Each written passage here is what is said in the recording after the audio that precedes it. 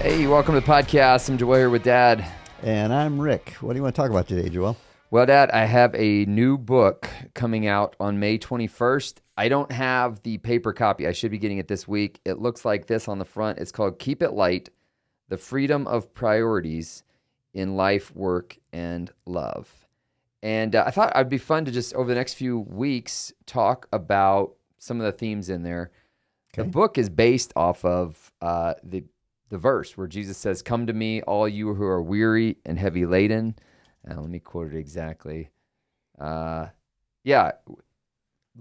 another version of it is, "Come to me, all who are weary and burdened, and I will give you rest." And he says, "Take my yoke upon you, for my yoke is easy and my burden is light." Mm-hmm. And the basic premise of the book is the idea that we all have a burden to carry in life. You don't get out of life without some burden to carry. That's responsibility is a burden to carry. And that responsibility we're called to carry gives meaning to your life. There's a lot of people running around with no responsibility, and they're very nihilistic, and they're very, what's the point of life? Very anti-human.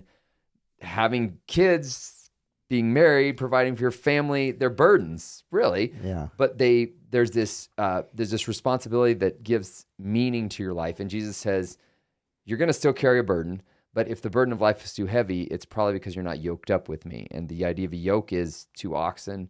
One carries one weight and the other carries the other. And so you carry it along with him. If you push ahead a little bit in front of the other oxen, you're going to carry more. So the idea is that so many of us are carrying more than God ever intended for us to carry.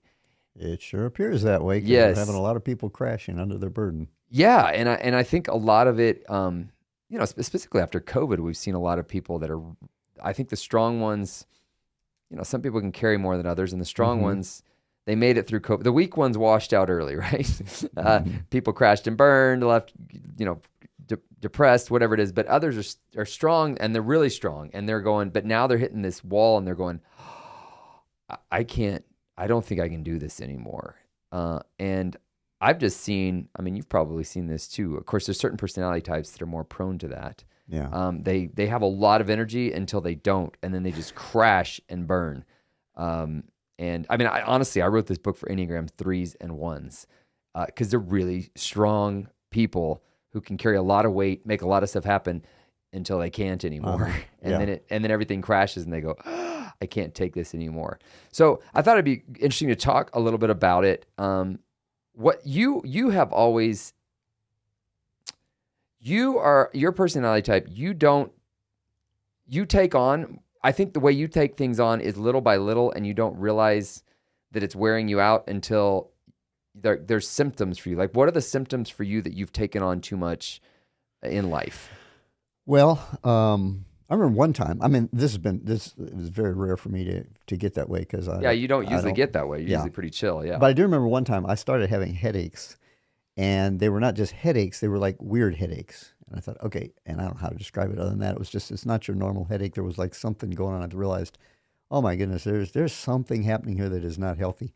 And so we were scheduled to go to a conference or something. And so I talked to your mom and I said, hey, let's skip the conference.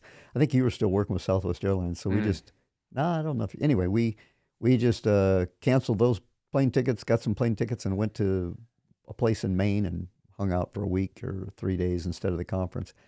Came back, headaches were gone. Because while I was there, I realized, oh my goodness, here's what I realized had happened. That was when I was just starting to pastor a church that had been in a lot of trouble. Financially, it was about to crater. Nobody knew it, but when I got in there and started looking into it, I said, man, this place is about to go under. Financially, it was a church it had been torn up, and just a few people trying to support this huge monster not a monster, that don't mean it that way, but they had a Christian school going, they had a church that needed repairs, and there were just a few people to try and finance that whole thing. Anyhow, long and short of it is, I realized that when I went there, okay, God, this is where you want me to be. I'm going to be your instrument. You do it. You've got to fix it. I can't fix it. But I realized after about 6 months to a year, all of a sudden, I had taken the reins. And that's what I realized on that week when I was off. I realized, oh my goodness, that's my problem. I have shifted from being the one, God's going to do this, to where, okay, how am I going to handle this? How do I do this? I got to do that. And I became responsible for it instead of responsible just to be God's instrument of him doing it.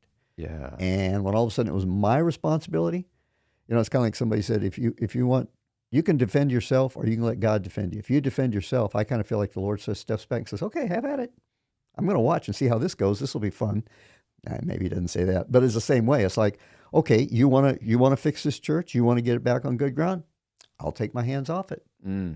Have at it. And it was wiping me out. So when I went back to, okay, Lord, I repent. This is your deal. It's your church. If you want it to survive, it survives. If you don't want it to, it doesn't.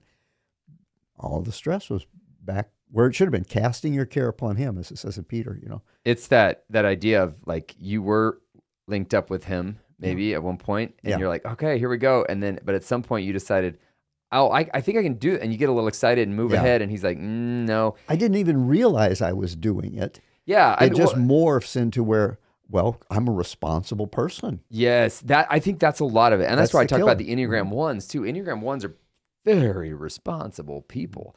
And there's a right way to do things. And you don't do it short of the right thing. We do it right around here. Yeah. And then, so you're always doing it right, but it's wearing you down. Because nobody else is doing it probably right up to your standards. Right. And therefore, that's not right. Yeah. That's not the right way to do it. Yeah. And then you end up taking on more than you were. And again, it's usually a slow thing. I compare it in the book to, I take people on these hikes, and they always come with too much gear because somebody at the outdoor store convinced them you're going to die if you don't have all this gear. And I give them a list, and they're always like, oh, it's not enough stuff on the list, And invariably what I do is I usually have a gear weigh in the night before, and I'm like, you just have too much weight in your backpack. You're not going to be able to carry this. And you see panic in their eyes as you start pulling stuff out of the backpack. I can't take my blow dryer? Yeah, that right. Yeah, exactly. I've had a girl that said that. But what happens is, they invariably thank me. They're like, man, I didn't need that, but I was so worried that I wouldn't have it. And I think about it as like somebody's hiking along, you see a sign that says bears in the area. So you're like, I better get a rock. And so you start hiking, you put a rock in your backpack thinking, man, if bears come along, I'll have something to throw at them. And you're like, but what if there's 2 or 3 bears? And so you're like, I better get some more rocks. And before you know it, you're full of rocks. They're not bad things. In fact, heck, you might even need them. Yeah. But you end up you're like, I don't enjoy this hike anymore because you're so worried about not having something you need. And I think that's what I think that's how it happens so slowly in life. We add good things. They're not bad things. Yeah. I mean, our kids' sports schedules, I can't tell you how many parents I've talked to who are tyrannized by their kids' sports schedules. Yeah. I had one parent, we were talking about it, and she said, man, I heard your message, and I went and I talked to my kids. I said, look, we just can't do this schedules anymore. And the kids were like, oh, thanks, Mom. Oh, really? We hated it. And so she's like, I was doing it for you. And they're like, well, we were doing it to make you happy because you wanted me to be in soccer, right? I'm like, I hate soccer. It's like, what? No communication. It's just, that's what we do.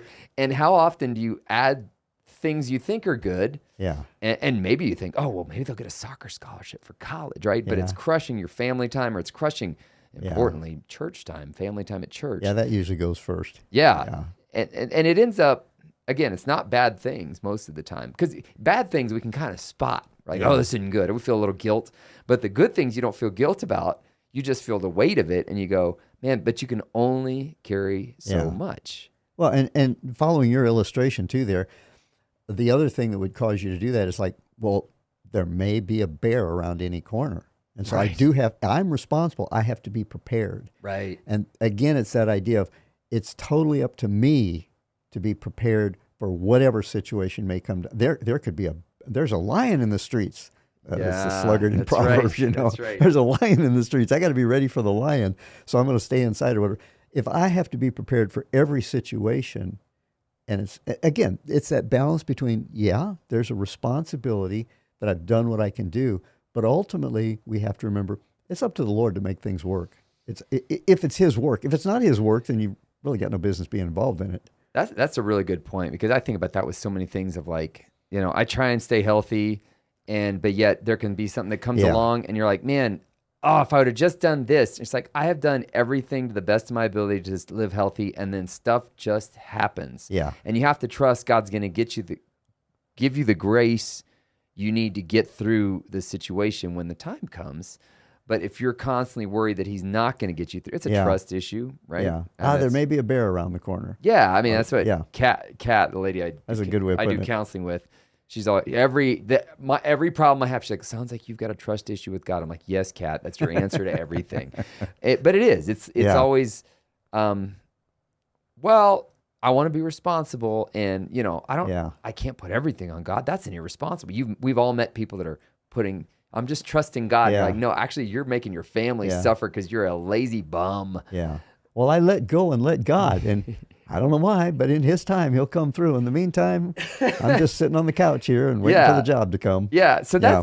and that's the challenge. It's the tricky balance of Yeah. life is figuring out what's my responsibility to carry and what's not. Yeah. And that's the premise of the book, is the idea that we at any point in our life, I think on a regular basis, we have to evaluate what's in my backpack. Is this the right thing for the season? Yeah. If I do a lot of hikes, right? If I'm going to climb Kilimanjaro with the gear that I was using to hike the jungles of Guatemala, it's not the appropriate gear. Yeah. Yeah, and you'd be a fool to keep it in there. But a lot of times we do that. We keep things from a previous season of life Yeah. because they're familiar and we know them, but they're just not the gear we need for the new season of life. And I think that's what happens a lot of times. I mean, I found this with me. One of the things I talk about in the book was, because I'm a strong personality, I made some goals for myself in my 20s, and I held myself to that standard up until my 40s. And I'm getting close to my 40s, and I haven't accomplished all this stuff I was supposed to. I was going to make my first $1 million by the time I'm 30. And Yeah. you're 38, and you go, I'm not even close to $1 million. But you realize you don't even know who you are, first of all, in your 20s. Yeah. So you put all these things on your back that you're supposed to make happen, but you don't even know who you are. I wasn't married, didn't have kids, didn't have a house, didn't have any responsibility. That's the main reason you don't have $1 million now, by the way. Yes, right. Yes. So, but what happens is, I think a lot of people, they make these arbitrary goals for themselves, and then they get up to and they start getting frustrated because they're like, these people are slowing me down. It's like, actually, a whole new set of values showed up. Yeah. And we'll save it for next chapter, because the next chapter is really about establishing what are your values. You decide what goes in your backpack based on what you value. And I think that's what happens to a lot of us, though, is we kind of make these arbitrary decisions in our 20s about what life's going to look like. Yeah. And new values come along, new things come along, life changes, seasons change, and you keep driving towards that thing that you don't really even want that anymore, maybe, or maybe you do want it because just that's all you've known to think you wanted. And you haven't taken things out of your backpack. You go, this is not a realistic thing anymore. Like, I just can't. Yeah. A lot of people are, well, we're going to travel the world. And some people pull it off, but no, actually, the kids need some stability and they got to get educated. And you don't want to homeschool them, so you're not going to travel the world. Yeah. You got to stay where you are. That is, I think, the challenge for a lot of people is you just keep adding stuff through your 20s, 30s, and you just keep thinking, well, I can do that and do that. And when my daughter came along, when Elise came along, I just thought I could add her to the backpack. Yeah. But no, kids, Yeah. doesn't work that way. You got to remove stuff from the backpack when a kid comes along because of what it requires. Yeah. Well, what you said about constantly reevaluating it, it's somebody told me years and years ago when I was younger, they said, life is a lot like driving down the road. You never really get on central. You're always adjusting left or right. And that's the way it is. I mean, I guess you can with the cars now. You get in the middle of the road and just take your hands off it. Of course, ours starts beeping and tells me to put my hands back on the wheel. But you're always, when you're driving a car, you're always kind of adjusting left and right and trying to stay in your lane. Yeah. It's not That's true. Got that? I got my life priority set. Now I'm ready to go the rest of my life. Well, and the lanes change. Yeah. Construction comes Life along and they shift changes. the lane. The road changes. The direction changes. Yeah. Everything does. And so you have to constantly be looking at, is this the most important thing now? And again, sometimes it is kind of hard because you thought that was important at one time, and now something else has come along, another priority or something. And so sometimes it is hard to let go of that. And as in your backpack example, you just want to add it. I'll just add that to it. And again, like with me, like I shared earlier, when you begin to feel overwhelmed, when you begin to feel, somebody told me this too. They said, everything I know, somebody told me. I don't know any, I don't have an original thought in my brain, but they said, Jesus said, my burden is easy, my yoke is light. He said, if your burden is not easy, you're not carrying the burden Jesus has for you. You've picked up some other things along the way. So if you begin to get stressed, if you begin to do all that, and some temperaments it is easier, as you say, the Enneagram numbers, some personalities it's easier to do this with. But if you are overwhelmed, you probably are carrying something that is not your responsibility, and it's probably something you can't do anything about anyway. Because the only things we need to carry are those things we can do something about. Yeah. If there's nothing you can affect, the world situation, well, man, the world's got a lot of problems right now. Well, it's not going to do any good for me to stay up all night worrying about them because I've not been called. I'm not in a position. That's not my area of authority. Yeah. So staying up and worrying about them is not going to help any. And of course, some guy said too, he said, don't tell me worrying doesn't help. 90% of the things I worry about don't happen. So obviously it's got to do some good. May 21st, this puppy is out. Keep it light. That's the cover. Hopefully by the time we record next week, I'll actually have the actual real book in hand. It's available anywhere books are sold. And what that means is it's available anywhere books are sold.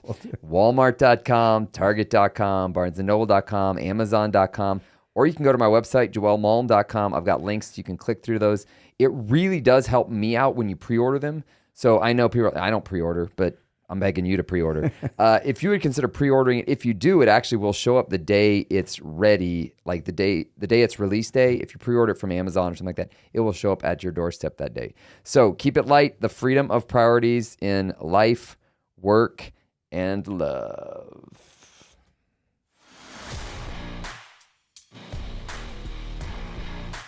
Thanks for listening. Please consider sharing this with your friends on the platform of your choice. For more from Joel Malm, visit joelmalm.com. For more from Rick Malm, visit rickmalm.com. Our podcast music was produced by Alex Burleson.